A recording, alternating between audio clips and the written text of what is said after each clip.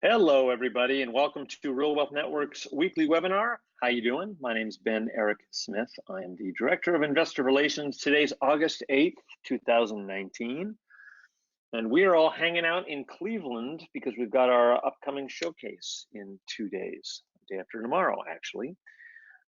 But happy to be here and happy that you're here. I'm going to be kind of doing most of the talking. We don't have a guest today or anything, so it'll just be me blathering on endlessly, but glad you all could be here. There we go. Okay, so our upcoming webinars, first thing I kind of want to talk about is just upcoming business and house cleaning stuff. So obviously today is Thursday, August 8th. A week from today would be Thursday, August 15th, and that webinar is going to be with Jacksonville, Ocala, and Punta Gorda, Florida. Our long-standing, old, reliable Jacksonville affiliate, but he's kind of spreading his wings a little bit. He's in Ocala and Punta Gorda now. He's been in Ocala for a couple of years now, and Punta Gorda is a relatively new addition. I happened to go check out a duplex that he had built down there, and we walked through it, and it looked great. So anyway, that's a week from today. And then 2 weeks from today, we're going to be doing Houston and Albuquerque. He hangs out in Houston, and that company, our affiliate there, also handles Albuquerque. So he'll be doing both of those. And our upcoming events, Saturday the 10th, which is 2 days from today, we're here in Cleveland, as I just mentioned.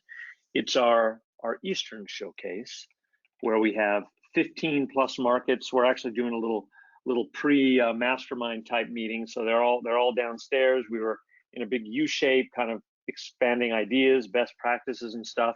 But everyone's sticking around for Saturday, where we'll have about 150, 200 people or so show up, and it's kind of like a compressed version of our normal West Coast property showcases. And I say compressed because we got 15 in one day. So, we're not going to give everybody an hour.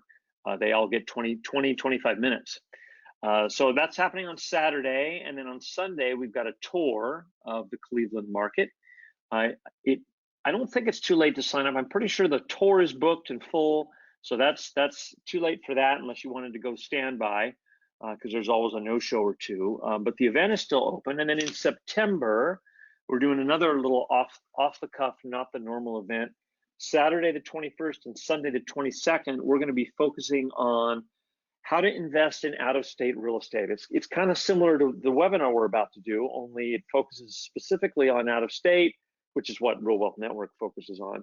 And we're going to have an insurance person come by, Beth. We're going to have a 1031 specialist, most likely, and just various affiliates are going to show up and not talk about their market so much, but just talk about whatever talk that they wanted to give that's apropos to the subject matter. So that's happening. So hopefully you can make it to that. There's my smiling mug. I've been working with Real Wealth Network for about 5 years now. Been investing in real estate for 28 or 30, something like that. I mean, a long time. I own a bunch of rental properties that are now in Ohio, Pennsylvania, and Florida. And I used to be kind of West Coast based and invested mainly in Arizona and California, but I've kind of shifted everything over to the East. Did fix and flips for a few years, but mainly buy and hold focused, and I'm kind of back to doing the buy and hold thing now. But verify. Strategies mentioned may not be appropriate for everybody. Other options not mentioned may be more suitable, or maybe other options that we don't talk about today, but we talk about other days may be more appropriate for you than what we're talking about today. Consult your local experts whenever you're in doubt, or even if you're not in doubt. Past performance never guarantee of future results. All real estate purchases are subject to investment risks, including the possible loss of amounts invested. And while every effort is made to maintain accurate and current information, the possibility of errors and or updates always exists. Trust us, but by all means verify what we say. Alrighty, so today I'm just going to try to keep reading what it says in front of you to a minimum, because that's a little bit counterproductive.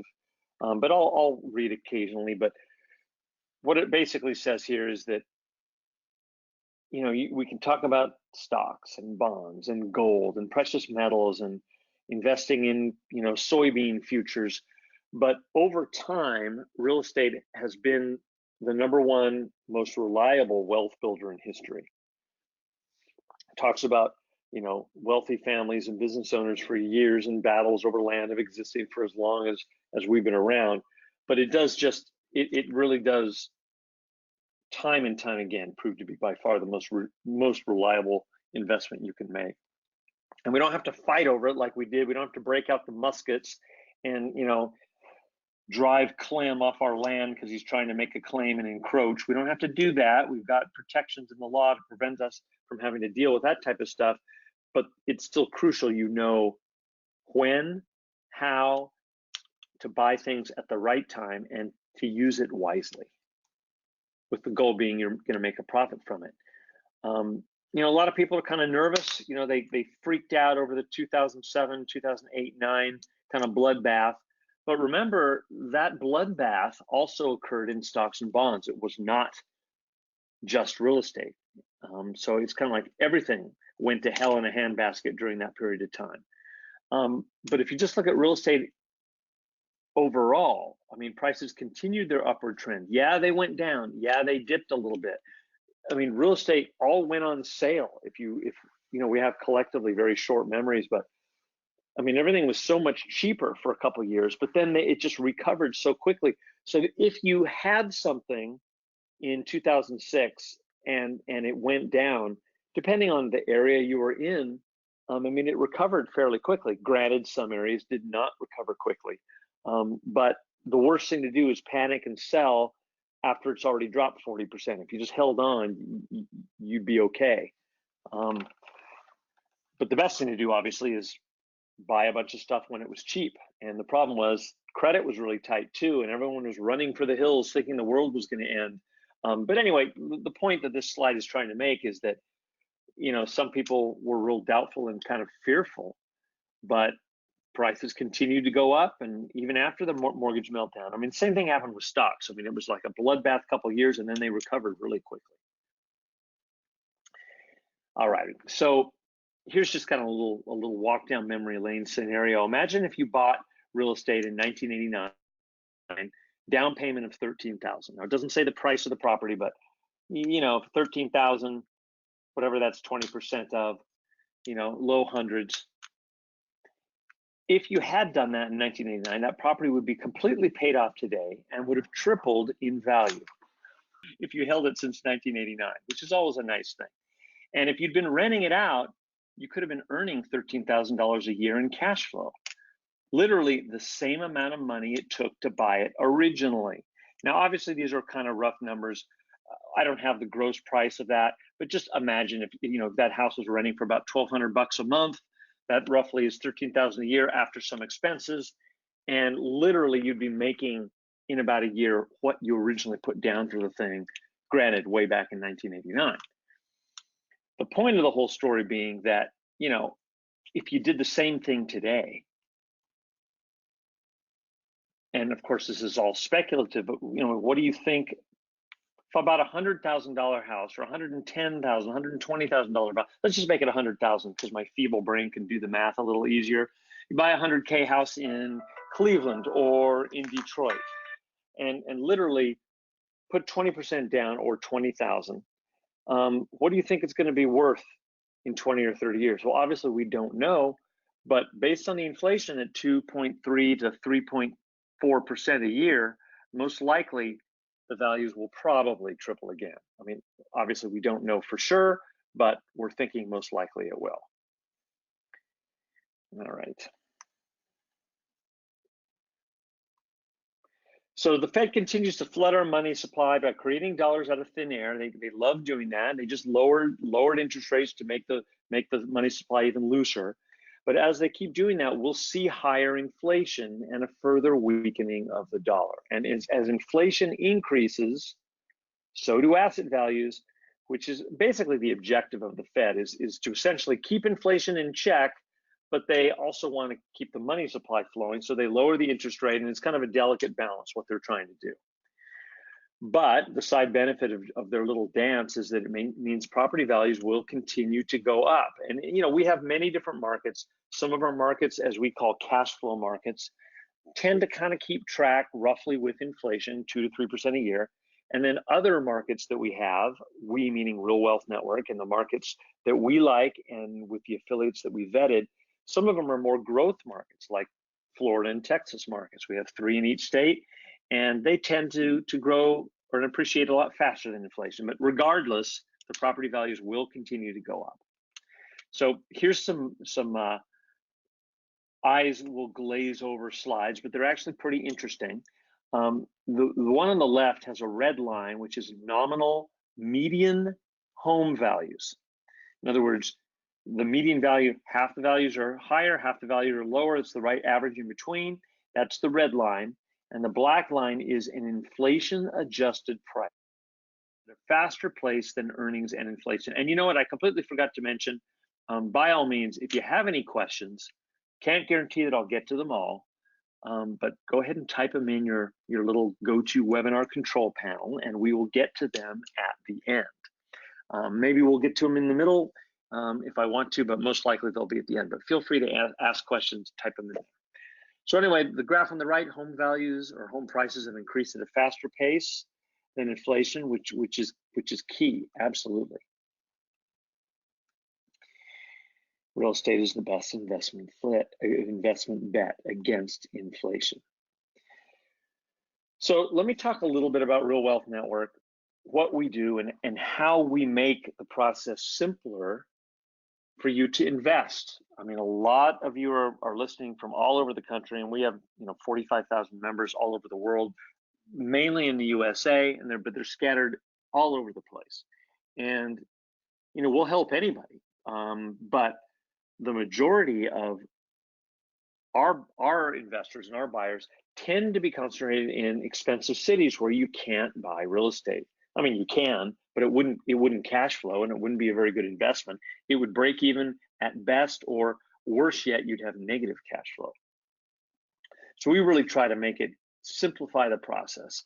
And let me go back for a second. And there's Rich Fettke and Kathy Fettke, our co-CEOs, our co-founders, frolicking on the beach somewhere in Southern California. And the whole point of Real Wealth Network is to help you as an investor, as most of us are trying to do ourselves, create passive income so that the income just kind of comes in and you can live life on your own terms, and you can hit the waves or climb a mountain or do whatever you enjoy doing. Japanese flower arranging comes to mind for some strange reason. So here's how we help our members. First of all, you got to educate yourself. We make that easy because it's free. We don't charge our members anything. It's all right there on the website. Yeah, it requires time that you may not have, but we've got all kinds of stuff, webinars like the one you're listening to now, and you can just poke around for hours on end on our website and just educate yourself as to what there is. In addition to that, connect with us. Again, doesn't cost anything. And when I say connect with us, I mean, schedule a time with an investment counselor. I am one. We've got 3 others. We've got Joe, we've got Aristotle, and we've got Leah. And you can either pick one of us, or you go online and you talk to Kathy or Mariah, and they just kind of randomly assign you, and then we call you and we talk about what it is you want to do, what your goals are. It's like a 20 to 25-minute conversation. It's well worth it. And then once we determine, the typical session that I have with people, and they're not really, everyone's different, but it's essentially just help you figure out what market is most appropriate for you, or markets. Maybe we'll narrow it down to 2 or 3, because I mean, let's face it, 15 markets. We have 15 markets where we've done our due diligence on the providers, and we've done all this stuff. Well, great, but it's still 15. You have to narrow it down. You can't buy in all 15. So narrow it down to 2 or 3. We'll help you do that, and then we'll send you the contacts for those 2 or 3, and then you reach directly out to them, and thus begins hopefully a fruitful relationship between you and that affiliate. So we've kind of boiled it down to the title of this webinar, which is 7 steps. So let's kind of talk about those. In your conversation with us, in that session you're going to have, we want to try to clarify your goals. Ideally, you'd clarify them ahead of time. Like, okay, I've got $100,000. I make this much money in my job. It's 2019, and I would really like to retire in 10 years. And in order to retire in 10 years, I would like to have 12 houses, and I would like to have them paid off by the time I retire. Okay, great. You just clarified your goals. That's fantastic. So you have to kind of figure out who you are and where you are. In other words, you can't really come up with some goals if they're completely unrealistic. Let's look at where you are currently. How much liquid cash or available funds or available capital do you have right now today? Now that could just be, maybe a self-directed IRA, or the $22,000 cash you have sitting in the bank, or the stocks that you're paranoid are about to tank. Just decide where you're at, what real estate you own, if anything. Now you may not own anything, or you may just have a primary residence, but just be prepared to discuss where you're currently at financially. And from that, we can then kind of determine your purchasing power. What purchasing power do you have that you can turn into a goal? So just kind of figure that out before you schedule a strategy session, ideally. And if not, we can help you do that on our call. Then what is your financing strategy? In other words, some people, maybe they're, nearing retirement, they're about to quit their job or whatever, and they don't want to finance their properties. They're not interested in entering into a 30-year relationship with a bank. Now, of course, it won't be 30 years, because if you follow our program, you're paying off those things in about 12 to 15, but still you're signing a piece of paper that says, I, Sally Sue, will owe this money to evil bank number 3 over the next 3 years. So some people don't like to do that. They'd rather just pay. But most of us, it makes sense to utilize financing because it allows us to buy more properties now and then have the tenants pay the mortgages. I mean, not literally, they pay you, you pay mortgage, but the tenants rent payments pay not only the mortgage, the 30-year payment, but also extra, so that 30-year gets paid off a lot quicker. So you want to determine your financing strategy.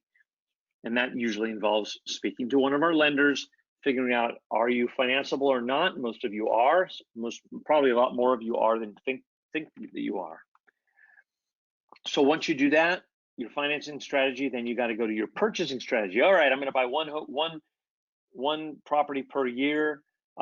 Ideally, it'd be one every 9 months, but I'm just going to set the goal of one a year, so that if I get ahead of the goal, great.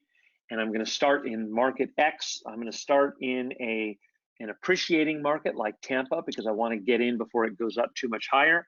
And then after I have 3 properties under my belt in 3 years, I'm going to then switch over to a cash flow market like, say, Birmingham or Detroit.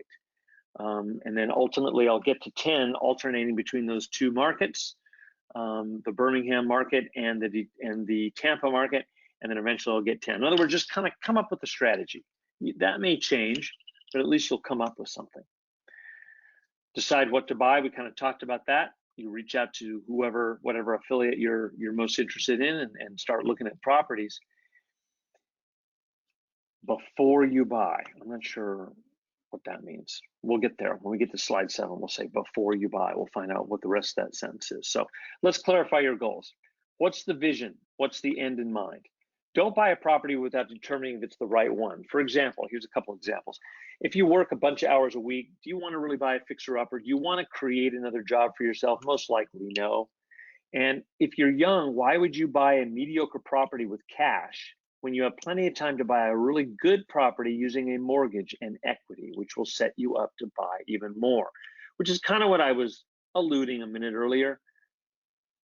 And if you are retiring, why lock yourself into a long-term mortgage when what you really need is cash flow? So that's the argument right there. If you're 69 years old and you're just about to retire, yeah, you might be, or maybe you've already retired. Maybe you retired 8 years ago. You don't want to enter into a 30-year mortgage relationship with the bank or get a new mortgage, and you need the cash flow now. So why not buy that $100,000 property have it rent for $1,000 a month.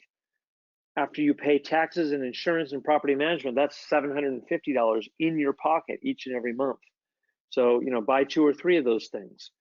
Don't get a mortgage. On the other hand, the middle bullet point, if you're, 32 years old or 42 or 48, whatever, then it kind of makes more sense to buy, say you have $100,000. In my view, it makes a lot more sense to buy 4 properties than buy 1. And, get a mortgage on all 4 of them. So here's some questions to help you decide and define. When are you going to retire, and how much money will you need once you do? And what other sources of income do you have above and beyond the one that we're figuring out right now, your passive income from properties?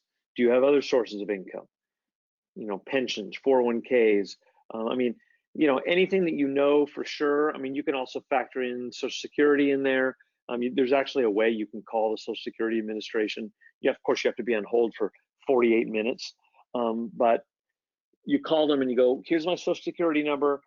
Tell me how much money, based on the current pace, will I get if I decide to retire at 62, 65, and I think the third number is 67. And they'll tell you what the monthly payout will be. Now, there's those of us who are like, yeah, assuming that the money will be there.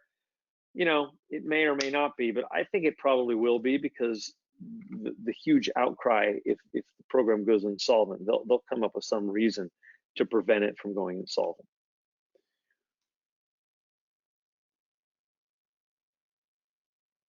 How much money are you able to invest right now? So you look at all your sources. This is one of the first questions I always ask on a session. What do you have right now? Available capital? Is it 10,000? Is it 200,000? And then based on that number, then we go from there.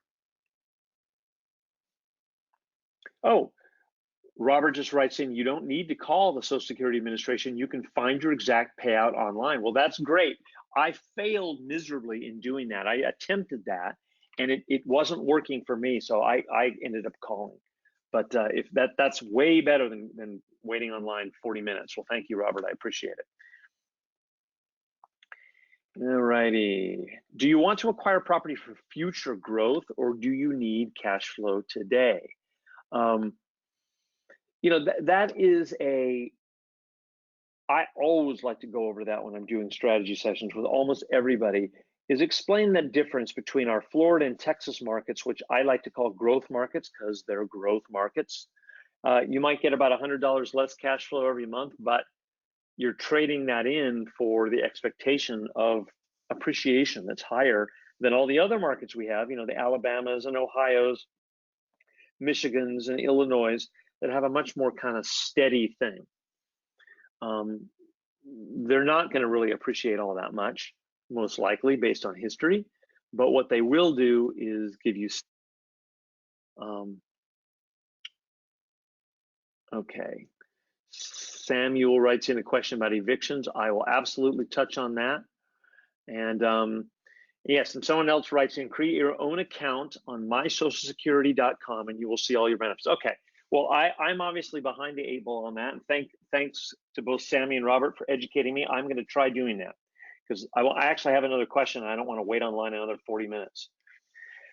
So anyway, that's a huge distinction. Do you want a growth market, or do you want a cash flow market? Now, I like both. That's why I have stuff in Ohio. That's my cash flow market, and that's why I have stuff in Florida. That's my growth market. So I can kind of have a few homes in each, and then they kind of balance yin yang like against one another. So that's the way that I like to operate. Good credit is a must. It doesn't have to be perfect. No one's looking for 800 plus, but if it's like 640 and above, and a lot of times when you talk to the lenders, one of the first steps is, and we have an investor checklist. If anyone has not seen the investor checklist, you can just email your investment counselor, and if you do not have one, that's easily rectified. Just go online, log into Real Wealth Network, and sign up for strategy session, and you'll get one. But we can email you that investor checklist. I like to send it out to most people after I do a session with them. And one of the very first things that it says is reach out to a lender and get pre-approved. And so if you're not really sure, hey, can I get financing or not? I think I can, but before I start calling these affiliates and asking them questions about Detroit or Tampa or Houston, let me make damn sure that I can actually get financing. You don't have to have a property or a house in mind. You just say, hey, Graham with Highlands Residential Mortgage, or Chaley with Ridge Lending, or any of the other 4 that we have on our site. I'm a Real Wealth Network member. I'm really interested in building a portfolio of income producing homes, but I'd like to go through the process and make sure that I'm in good standing and I would be able to get financing. And it takes a week or 2. They'll have you fill out an application and ask for a bunch of things, but it's well worth doing. You know what? While I'm on that subject, Marina writes in, if you have retired and you have income producing properties, you already own them, how likely can you get a mortgage? Well, yeah, that is a $65,000 question, Marina. Essentially, yes, you can, maybe. It's really annoying. You can have $1 million in the bank and you retire from a 6-figure income, and suddenly the banks are like, sorry, we can't lend to you because your income isn't high enough. So it's one of those things where they'll look at any source of income, I don't know, alimony, Social Security, rental income, they'll all that counts as income, but is it enough relative to whatever debts you've incurred? So the answer, Marina, is maybe, and that is why I always recommend that you contact a lender and ask. And Marina, you write in, supposed you have the debt coverage ratio as required. Yeah, that's what they're looking at. FICO scores, debt to income ratio. If you meet their numbers, then you do not have to be employed. You just have to have income that meets their numbers. So I always just say, reach out to them, ask that question and find out, because it really dramatically affects how you're going to proceed, right?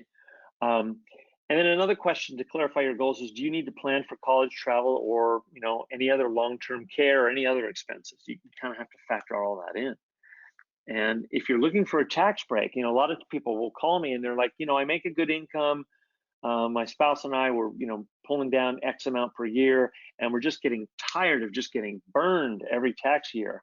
And tax returns do provide income producing properties provide great tax protection benefits. Of course, if you make too much, you still get the deduction, but you have to carry it forward. You can't always use it that year. It's a little frustrating, but it's definitely worth doing.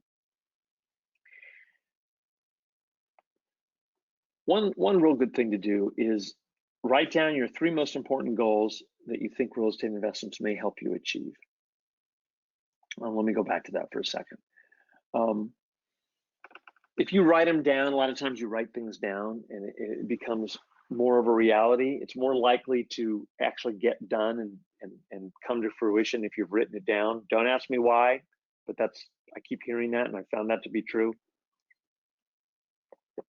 Thoughts are fleeting, right? They just kind of come and go, and you move on to the next thought, and then you get distracted. If you've written something down, you have a concrete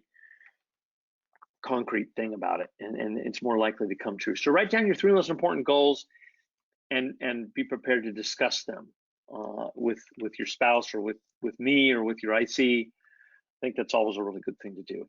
Step 2, define where you are. Where are you? Not physically, I'm in a hotel room in Cleveland. No, where are you financially? How much money do you make minus your current expenses to determine your net worth?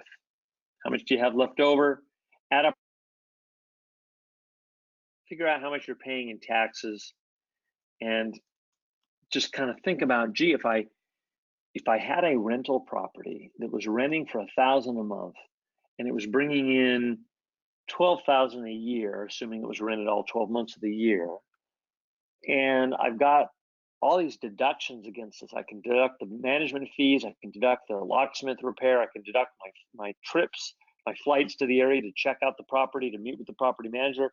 Gee, I get depreciation, which is like $3,000 a month, depending on the value of the property. Anyway, a lot of times you have deductions, which really can reduce your taxable income. Doesn't always, but a lot of times does.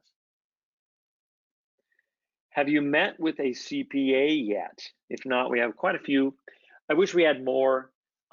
We really need to find a CPA. So if anybody knows a good real estate CPA that would be interested in speaking to me and maybe sponsoring some of our events, get in front of all of our people, have them email me. Or if you're a CPA and you'd love to be on our website and get in touch with it, we'd love to have some more. You know, when I say local, it doesn't really matter where you are, Northern California, Southern California, Seattle, but just let us know. I'd love to talk to you. Love to bring on some more. Once you know what your monthly cash flow is after you did all the exercise in the last slides, once you figure out your cash flow, net worth, tax liability, you can determine what your next steps are. So next steps are crucial, right? And another step in that is determining whether you can finance or not. That dramatically, you know, I had one individual, he had like $150,000 and really wanted to invest, but he wasn't completely sure if he could get financing or not. And I'm like, well, why don't we just stop right here and you find out that question, and then we'll continue this call, because it dramatically affects what you're going to do. If you cannot get financing, you have to buy like one or two houses. $150,000 house or two $80,000, $75,000 houses. But if you can get financing, you could get 7 or 8 houses. You know, you're not going to do it all at once. You're going to do it slowly in whatever pace you feel comfortable with. But you have the ability to buy so many more houses if you are able to get financing. All right. So leverage is unbelievable. It's what makes real estate the #1 way to increase your wealth. You're only out of pocket, using my $100,000 Cleveland example, you're only out of pocket $20,000 plus closing costs. So let's call it $24,000. But you're still renting the house for $1,000. Yeah, you have to pay a mortgage, but you're so much less money out of pocket that your ROI, your return on investment, is way higher because of that. You didn't have to, you know, think about it, $100,000 down on a $100,000 house. So you bought the thing outright. Okay, it's rented for $1,200 a month, and you have costs of $200, so you're netting $1,000 a month. So that's pretty damn good. That's a little bit unrealistic, but it's my simple math explanation. That's $10,000 on a $100,000 out of pocket, so that's a 10% rate of return. But if you do the math and figure out, okay, no, if I only put $20,000 down, I'm still getting $1,200 a month. And yes, I have a $560 mortgage, but still, you do the math and the numbers are more like 15, 16%. Many people are surprised to find they qualify for a lot more than they realize. So a lot of times people are like, there's no way I can get a mortgage. Forget it. I tried 10 years ago and they told me no. Well, it's not 10 years ago. Things are a little easier to get now. And all you can find out is no. And a lot of times the mortgage person that you speak to, the lender, one of our lenders on our list, or anybody else, they'll tell you, you're really close, man, but your debt to income ratio is just a little too high. But guess what? If you pay off credit card X, or just you said you were 6 months away from paying off that student loan or whatever, then you'll be under the ratio and you'll be cool at that point. So it kind of gives you some, and you'll be able to get financing. So just pay off that student loan and you'll be okay. So people are kind of surprised. They think it's not possible, and it actually is. Especially considering the purchase price of most of the properties that our affiliates are offering in our 15 markets generally are between 100 and 140,000. So, you know, you might not be able to qualify for a $600,000 primary residence in whatever expensive area you may live in, but you can qualify for a $140,000 rental property that rents for $1,200 a month. So anyway, long story short, people are sometimes surprised. Determine what your strategy of financing is. So once we do everything up to now, you can determine what your strategy is. What money will you use? How much money is that? And how much will you use for your first down payment? And what kind of loan will work best for your situation? And when I say that, let me go back here. What kind of loan? I mean, like most of the time, we find that a boring old vanilla fixed 30-year fixed loan is the best thing to do. And I get asked a lot, well, why not 15-year loans? You pay so much less interest. Absolutely, you're correct. You pay a lot less interest over the 15-year period. However, your cash flow is also almost eliminated in most cases. And just to make this most likely to succeed, I prefer to set you up for success. And I think having a 30-year loan is a lot better because nothing's preventing you from paying that 30-year loan off sooner. That's what we advocate doing, and that's what all of our models show that you're doing. But with the 15-year loan, you don't have the option of not doing it. You have to pay it off because it's amortized, so your payment is a lot higher, and it's amortized over a much shorter period. And gee, if you fall on hard times, there's a tenant turnover, something, you don't want to be forced to pay $1,800 a month for this property. With a 30-year loan, you're only forced to pay the $800 or $900, and then you can pay extra if you want, but you're not forced to. So we really prefer the 30-year fix for that reason. All right, determine your purchasing strategy. So if you have $100,000 to invest, you could buy one property, as I mentioned earlier, or you could buy 4 properties and just put 20% down on each. And then, I mean, this is a personal opinion of everyone has their own, how conservative are they? How much do you need for reserves? Now, what this slide says is you would then need, if you elected to go to bullet point number 2 and buy 4 properties with 20% down on each, you would then need approximately $25,000 in a reserve fund, $5,000 for each property. Well, okay, I tend to be a little more aggressive. I don't think I would need to have that much, but that's entirely up to the individual's discretion. I think $5,000 for house number 1 is good, but then as I get more and more houses, the amount of money I need to reserve for each property, for me at least, goes down. I'm not going to have 5,000 each. I'm going to have 5,000 for the first and second, and maybe 4,000 for number 3, and then drop down to 3,000. You know, so because they're all not, trees aren't going to fall on all 5 houses at once. A tree will only fall on 1, requiring you to make an insurance claim. So that's a personal preference. Reserve fund is obviously for emergencies, vacancies, oh my God, you know what's going to happen, or like my tree example, or you know, lightning strikes the house. I mean, things happen, and that's what that reserve fund is for. You definitely do not want to be close to the bone and have no reserves.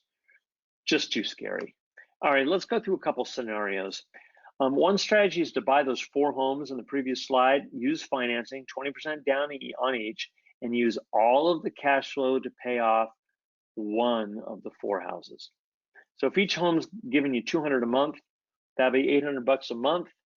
And you know, assuming you've got your reserve funds set up, you've got your 15 or 20,000 sitting in an account somewhere, that's separate from this. But that way you can take that $800 that comes in above and beyond. You know, each one of these 4 houses, they have their 30-year loan. You're paying that loan. After each one of those 4 loans are paid, you still have $200 left over, positive cash flow from each house. 200 times 4 houses is $800. And then let's just take that $800 and let's arrange these houses on an Excel spreadsheet. House 1, 2, 3, and 4. We're going to take that $800 and we're going to pay off house number 1. So every month, dutifully, we're going to mail in $800 as an extra principal payment to the mortgager for house number 1. Then you take all the cash flow. Once you've paid off in 8 years, you've paid off that first house. Now, obviously, 8 years is an estimate. It just depends. But usually the first house takes about 8 years to pay off. And now you only have 3 houses with mortgages. So it's not just $200 a month. It's $200 a month times those 3. But that 4th house, gee, you've got a lot more than $200 a month because the mortgage has been paid off. It's probably like $700 or $800 now. So now you take all the cash flow plus the extra income from that house you just paid off and start paying down house number 2. House number 2 usually takes about 6 years. And then the house number 3, only 4. So each subsequent house pays off quicker because you've got more positive cash flow to play with because you've got that many less loans. So anyway, with this plan, all 4 properties paid off in less than 20 years, plus you'd then be cash flowing at over $4,000 a month. So it's really kind of a nice way to, you're paying now, but you're going to reap the benefits later. Now, scenario B is, maybe you don't have $100,000 ready to go. So you're just going to buy 1 house a year and use the cash flow to save for the purchase of the next one. This is kind of like, I always use that overly simplistic light switch analogy. Are you in acquisition mode or are you in payoff mode? Scenario A is kind of in payoff mode. They're focusing, they bought the 4 houses and they're paying them off. Scenario B is more acquisition mode. They only have $25,000 in an account. They can't rush out and casually buy 4 houses. So they're just going to buy 1.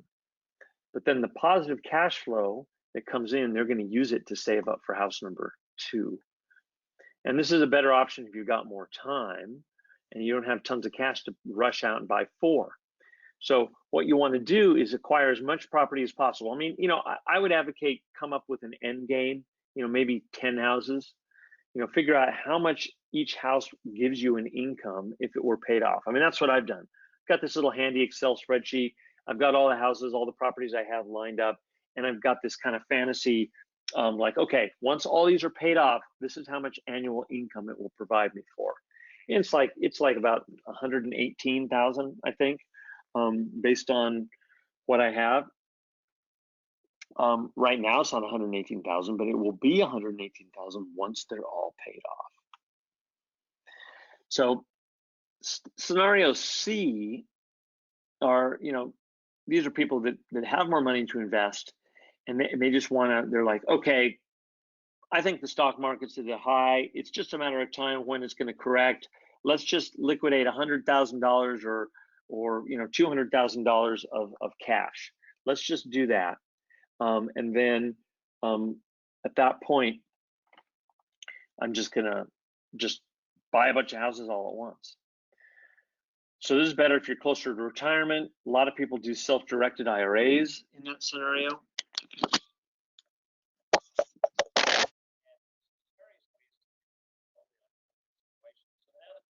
What the heck do I buy? And it's confusing. Even in Google Family, we make it simple for you, but we still got 15 markets. So how do you decide? You buy single family, and if you do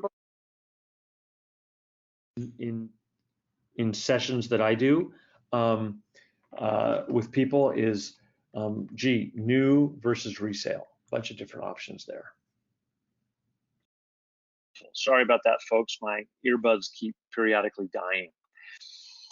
All righty, what next here? Bullet point number 2, multifamily homes is, it's a way to increase your cash flow. A lot of people are really interested in multifamily, and the problem is we don't have a whole lot of multifamily. We have a few, but not a whole lot. And again, boom. All right. Do you consider apartments and or commercial property? Now, we very rarely get into this because we don't specialize in that. If somebody's really interested in commercial, I can refer them to some people, but generally speaking, it's tougher because you now got to, you have to get commercial financing, and that's more difficult. 98% of the people that we speak to are interested in single family or multifamily, meaning multifamily residential. 1 to 4 units. Condos, we don't really deal with condos too much. You can certainly look at that. The problem with condos is, number 1, they don't appreciate very fast, depending obviously on the area that they're in. And then you've got other costs that you're not in control of, like the homeowners association. Paying $400 a month for their HOA because you're paying for a lot of stuff that they maintain, and that does really eat into cash flow. Most appreciation is with single family homes in A minus, B, B plus, and B minus neighborhoods. All right, you're in the end game. You've gone to a market. You've had a strategy session. You've talked to your IC. You've narrowed it down to a couple markets. You've talked to those different markets. You've decided based on the conversation and the webinars that you really like market one best. So you've flown to market number one. You've met with the affiliate. You spent half a day there, and then you flew home. You saw the neighborhoods. You looked at a couple properties. You'd already been pre-approved with a lender. That was one of the first things you did. And gee, you really like 123 Park Avenue. So you go ahead and put the earnest money deposit down on Park and get on a plane and fly home. Now what do? Well, before you close on that, you definitely want to get an inspection. Our affiliates know all kinds of inspectors, and they'll recommend things to them, and so that's good. And let's see here, boom, boom, boom, boom. Just kind of clearing out some of these questions here. So you want to definitely order an inspection, order an appraisal. Now, if you're getting a loan, which most people do, you don't have to order the appraisal. The bank will order the appraisal. So you just have to make sure that the bank knows how to get into the property, and you put them in touch with the affiliate so that the affiliate can give them the lockbox code to get in, or whatever they do. Sometimes they just do drive-by appraisals. Get a landlord insurance policy. I mean, bottom line is, before you close on the property, just find a local State Farm or Allstate agent, or go to an insurance broker and just, get. It's always good to kind of say, hey, insurance broker, I'm thinking about buying 123 Park Avenue. Could you just tell me what the insurance rates will be, and so that you know what that would be. Get an umbrella. You don't have to do this, but it's really nice. I recommend strongly that people get $2 million in liability coverage. Now, you could do that with an umbrella, or if you only have one house, you could just, hey, Mr. Insurance Agent, I'd like to up the liability on this property to $2 million. Either or. Umbrellas are nice because if you have multiple properties, they can all be covered on the umbrella. And then here's a subject for this could be a whole separate webinar, and in fact has. Consider placing the properties in an LLC for added asset protection. I'm really not going to get into that, and it's not within the scope of this webinar, but that's something you can consider doing. Talk to the property manager before closing escrow. So you just want to meet the PM and have a bunch of reserves. We kind of already talked about that. And just be aware that using your equity line, say you have a HELOC, can affect your credit in the same way using a credit card. In other words, you have a $50,000 HELOC on your primary residence or on a rental property. It's not going to count against you if you're not using the $50,000. But if you go out and borrow 40 against it, then that's going to increase your debt to income ratio. So it says here it's best to get a fixed loan if using home equity, which is treated like a mortgage and can be good for credit. So anyway, that's again a lot of details there. I tend to like HELOCs because you're not, you want to get a fixed loan for your new investment property, but it's nice to have a HELOC just available to you for credit. But it will count against you if you're using that credit line for sure. Visit the property whenever possible. I think we should probably amend that line. Visit the property whenever possible before you buy it. In other words, they're not saying visit your properties on a routine basis after their rentals. You can, but they're just saying visit the property. A lot of people buy just on pictures, and that's okay too. But if you can, visit the market just at least once. That way you can meet everybody. Meaning the property manager, the affiliate, see the neighborhood. Use the power of Real Wealth Network. It says we carry a big stick. Bottom line is all of our affiliates are upstanding, quality individuals. Otherwise, they wouldn't be our affiliate. But realize that as a member of Real Wealth Network, you have a lot more leverage. It's like Real Wealth Network sends you 15 to 20 qualified investors every month, Mr. Affiliate. So if they tend to, if a member is unhappy about something, or maybe the property manager isn't as responsive as they used to be, you solve the problem yourself, or at least you attempt to. If you can't, you can come to us. We will absolutely help you, and we do tend to have a little bit more leverage. And there we go. Said it better than I could. Don't be a Lone Ranger. All right, now what? Now you have the seven steps. It's time to take a first step. No one will make money if you're just sitting on the sidelines. Try to do something every week if you absolutely can.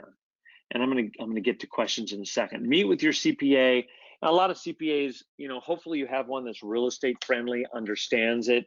Our society is so oriented towards towards stocks and bonds that a lot of times people are like, why would you do that? Just invest in this mutual fund. Well, here's why.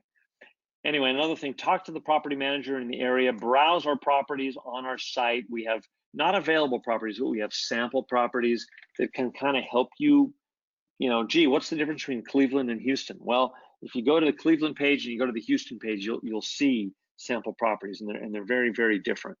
Attend a tour like the one we're doing on Sunday in Cleveland. That's a really good way to, spend some quality time bouncing around on the back of a bus, going to a bunch of different properties. Pre-approved for financing, that's like the first item on our investor checklist. Umbrella policy we talked about. LLC plan we kind of talked about. So now let me get to some of the questions that we have. All right, let me eliminate the Social Security one. All right, he says that he's invested in 2 properties in Ohio, and he's had 2 evictions in the first property in 2015 and 1 eviction on the second property. Is this the norm? Should we be talking to the manager about why there's so many evictions? I'm wondering about how they're selecting our tenants. Well, unfortunately, Samuel, it's just an unfortunate reality of owning property. I just went through an eviction on a property that I have in St. Petersburg, Florida. Now, when I say I went through it, I didn't have to do anything. The property manager told me, hey, we're evicting this tenant, they're not paying. And I'm like, oh, bummer, okay. And a month later, they were out. So it happens occasionally. To have 2 or 3, Samuel, it does seem a little heavy. 2 evictions in the first property and 1 eviction in the second property. So a total of 3. I can tell you that in my 18 years of real estate investing, I've had that number of evictions. So the fact that you've had that many in 3 years, or maybe in 1 year, that is unusually high. So yes, I think it's just a matter of serendipity. You just kind of went in on a bad run there. I think it's just bad luck. But no, that is not the norm. I absolutely would encourage you to call that property manager and go, hey, I'm concerned about this. Why is this? Let's make sure it doesn't happen again, and just see if they have any, without being defensive, see if they have any suggestions for it. All right, let's see. Boom, boom, boom. Talked about that, talked about that, talked about that. What is a hard money loan mean, or private lending? Okay, basically hard money, just briefly. When I used to do fix and flips back in Arizona in 2010 and 11, I had enough for 20% of these properties that you had to buy for all cash, but I didn't have $150,000 cash sitting around. So I would put the 20% down, or 30,000, and then I would get a hard money loan, meaning it's a private loan. This was an optometrist guy that I knew that did hard money loans. So he would loan me the money at 12 or 14%. But I could tell him what I needed, and he would type up a quick loan document, and he would wire me the funds literally that same day. So yes, you're paying more. 10%, 12%, 14% is a high rate of interest. But remember, I'm fixing and flipping. I'm only going to hold the property for 2 to 3 months. So I'm not paying 16%. I'm paying probably, 1/4 of that, because I'm only holding the property for 3 months. But that's what it is. It's somebody with money that was willing to lend it out for short periods of time with a minimum of red tape. You don't have 2 months to wait while the bank, turns your financial life inside out and demands details from 7 years ago. They'll give you the money the next day. So that's what a hard money loan is. Kind of a weird name. Why they call it that, I don't know. Okay, Steve asks, why pay off the 30-year loan early when I can gather all the monthly positive cash flow and go buy more properties? Well, Well, exactly, Steve. Those are the kind of the two scenarios we outlined. You're either in acquisition mode or you're in payoff mode. If you're in acquisition mode, then yeah, you're acquiring more property. So no, you don't want to pay off the 30-year loan. Take the positive cash flow, bank it, and every time you get 25,000 or 24,000, go buy another house. But at a certain point, you will have reached your limit, like your goal. And if your goal was to buy 10 houses, once you close on house number 10, done. Now you start paying off the loan early. So yeah, both scenarios work. You just usually accumulate first in acquisition mode, and then you pay off. All right, Duke, hey Duke, writes in, if buying a house cash, do you still get the same tax incentives than with buying it with financing? Yes and no. You get all the deductions, like, you know, any money you spend on the house is a deduction. But you still get to depreciate the value of the house. What you don't get is the mortgage interest deduction, because you're not paying any mortgage interest because you have no mortgage. So it's less tax advantageous to buy houses all cash, mainly because of the mortgage interest deduction that you no longer have. So answer, you still get a lot of tax benefits, but you don't get as many because of that mortgage interest deduction. All right. Abanov writes in, at what time in the process should one set up an LLC? Also, is there a rule recommendation regarding where that LLC should be set up? Okay. No, there's no, I mean, everybody has a different opinion. You could ask 10 people their opinion on LLCs and you'll get 14 different answers. That's why I said we could do a whole webinar on it. So some people are like, set it up right away. Other people, and I'd be more prone to say, you know, I would only set up an LLC and put properties in the LLC if I had substantial assets to protect. Like if I was, you know, a physician and I had a yacht and I had a $1 million house and, you know, whatever, then I'd be more likely to set up LLCs. If you're just getting started in real estate, this is my opinion and solely that, I don't think it's necessary yet, but maybe down the road. And in terms of where the LLC should be set up, the LLC has to be set up in the state where the property is located. So if you have three Texas properties, then set up one Texas LLC and put all three of them in that. Same if it's an Ohio property, set up an Ohio LLC. Who are the ICs and how do we contact them? Well, they're investment counselors. I'm one of them. There's also Aristotle, Leah, and Joe. And you log into Real Wealth Network, and there's plenty of cues on set up a strategy session, that just click on that button and go through that process. And you'll have a pre-call with either Kathy McBride or Mariah Ferries, and then they will assign you an IC. Can you elaborate in the advantages, disadvantages of new versus resale, both in maintenance and cash flow? Okay, I've always bought resale. In other words, existing homes that have rehabbed. I'm going to get my first new home, probably will close sometime in December. You're paying more for the new homes, so they don't cash flow as well because the rent's a little bit higher because it's new, but it doesn't make up the difference. I mean, I'm making these numbers up, but say a single family resale home is 130, but a brand new home is 170. You're paying $40,000 more for the single family home that's new. It's not going to rent for $400 or 1% of what you paid for it more every month. So you're paying more. However, you've got a builder warranty, and things are going to last longer without you having to change anything. So I think a mixture of both makes the most sense, frankly. Is inspection on a new construction property still required? It's not as crucial on a new construction property, but I still think it's well worth doing, only because the inspector is always going to find a few little things, and armed with that inspection report, you can say, hey, Mr. Builder that I'm about to close on, please fix this, this, this, and this. You rewired the GFI wrong in the kitchen.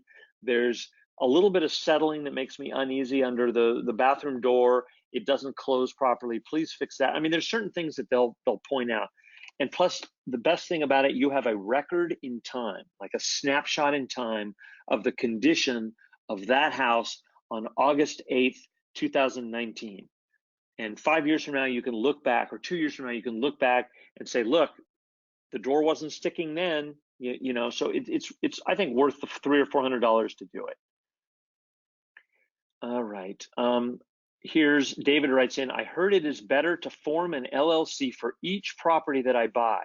Is that what you recommend too?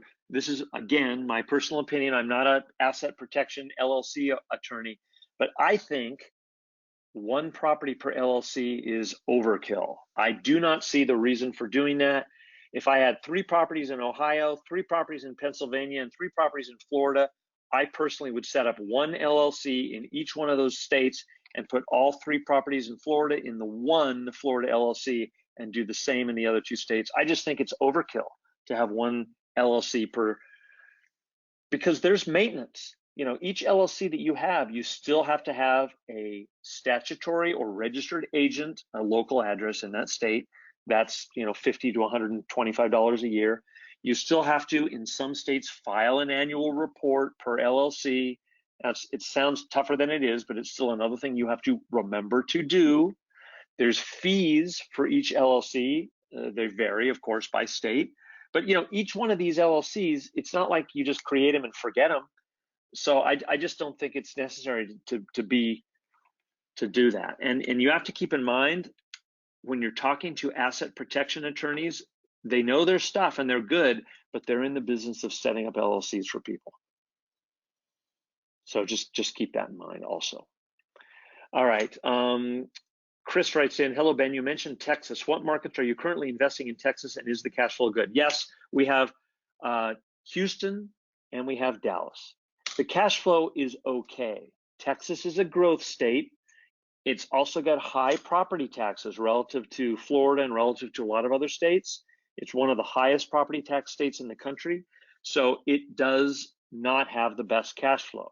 People who buy in Texas are buying in Texas because they think it's going to go up. They feel that it's going to appreciate, and it probably will, but you're not going to get nearly as good of cash flow as you would in other areas. All right, let's see. So back to that new versus resale. I like them both for various reasons. So I hope I answered that. All right, let's see. Dan writes, do the rehab homes that your partners offer, affiliates, always have new heating and or HVAC? No, they don't always have new heating or HVAC. Just like anything else, Dan, they analyze a house when they buy it. And if the HVAC is a unit that will last 20 years and it was installed 10 years ago, well, that means it'll last 10 more years.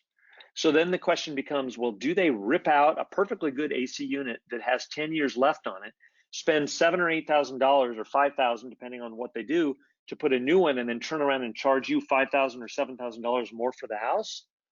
Or do they say, hey, the AC unit's 10 years old. It's forecast to last 10 more years. In most cases, they will not replace it in that situation. Now, if it's 18 years old and it's working fine, but only, you know, it's kind of limping along on the end of its life, you know, then I would think that they should replace it. I mean, we've got our real property standards. They're on our website, REAL, and it lists what the affiliates have agreed to. You know, the roof has to have X number of years left on it. The HVAC has to have X, you know, it's kind of an inexact science, right? How long things are going to last. But no, you don't want to just automatically replace everything, because then the price of the home would be too high, and it wouldn't make any sense. I personally would rather get 10 years out of that roof or get 10 years out of the HVAC and then spend the $5,000 in 2029 to replace the HVAC, rather than pay $5,000 more for the house now to have a newer unit. It doesn't make sense. I mean, that's my opinion. Once I become a member, writes David, do I pay a fixed fee to be a member? If not, how does RWN make money? No, you do not ever pay a fee. We're completely free, David. It's free to join. It's free to have a strategy session with one of us, our investment counselors, and it's free to maintain your membership. The way we make our money is, David, if you call me, we have a session, you love Tampa and Cleveland, and you end up going and visiting Tampa, and you drive around and they show you the place, and you end up buying 2 houses from Tampa. The Tampa affiliate pays Real Wealth Network a fee. I don't know what we call it. It's like Real Wealth Realty we're a broker. And so, and the company, the affiliates are also a broker. They're a real estate broker in their respective state. So their broker pays our broker a finder's fee. And that's what we get. And that's how we make our money is, we get a finder's fee. They, the affiliate, pays that fee. You, David, member, do not. So that's how we make our money. Because people always ask that, like, are you guys a middleman that are jacking up the prices? Answer, no, we are not jacking up the prices. We don't have control over the prices. The affiliates set the prices. They set the prices based on what they know they can make a modest amount of money on, and that will appraise. You never want to buy a property that you can't get appraised. That's why you get an appraisal, and then they pay us a finder's fee, and that's how referral fee. That's how we make our money. All right. Okay. All righty. Well, that pretty much does all the questions. Let's see. Is that the last slide? Let me see. I think there might be one more. Thank you for coming. All right. If anybody else has any questions, type them in real quick. But that is our 7 steps webinar. I'm sorry I went a little bit over. But if you're interested in having a session with me or with any of our investment counselors, please go online and book a strategy session, and you can talk to Mariah or Kathy, tell them who you'd want to speak with, or we're all really good, so there's no reason to pick one of us. Just have them it's kind of a round robin situation, and we will have a conversation with you. We will refer you to a market or two that you're ready to do, if in fact you're ready. And let's see, here's another question.